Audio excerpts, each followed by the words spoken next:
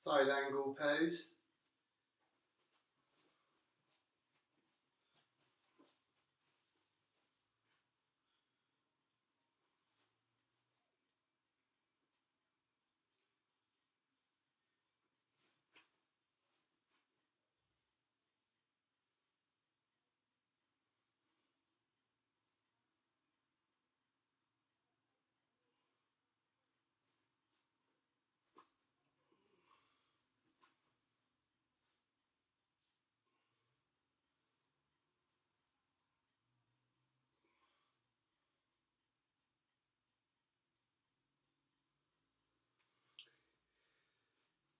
So here my ankle is in dorsiflexion, my knee is in flexion, my hip is in flexion and in abduction with my knee pointing slightly to my little toe.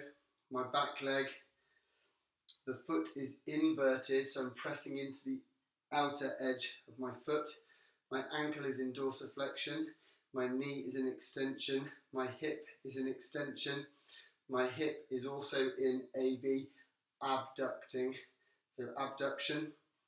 The challenges I find here are for my hip to be in abduction of the front leg, my pelvis to work towards being neutral, because for tightness in my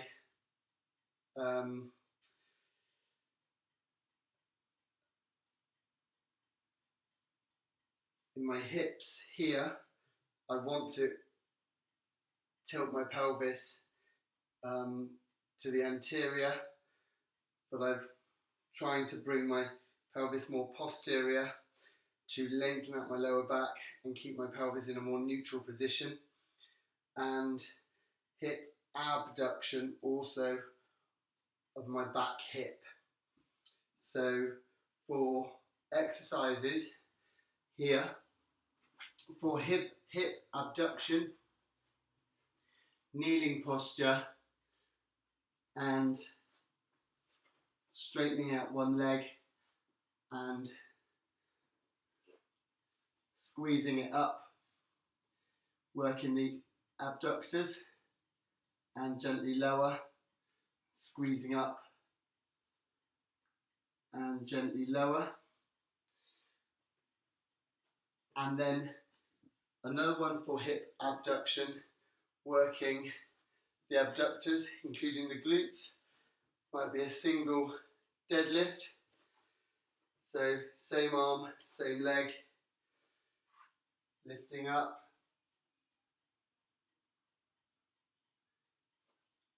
And coming back to standing, lifting up,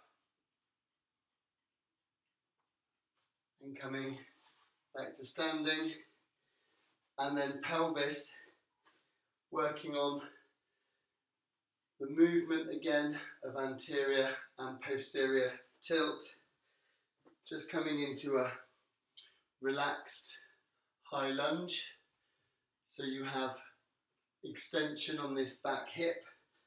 I'll change so you can see it easier on this side.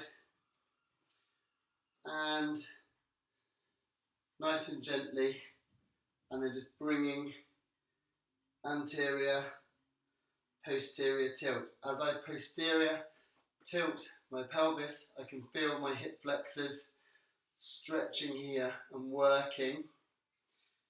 And again, release and tuck under, release and tuck under. And again, working on both sides. And coming back into side angle pose. And due to tight hip flexors, hips, etc., I'm not bringing my hand down to the floor.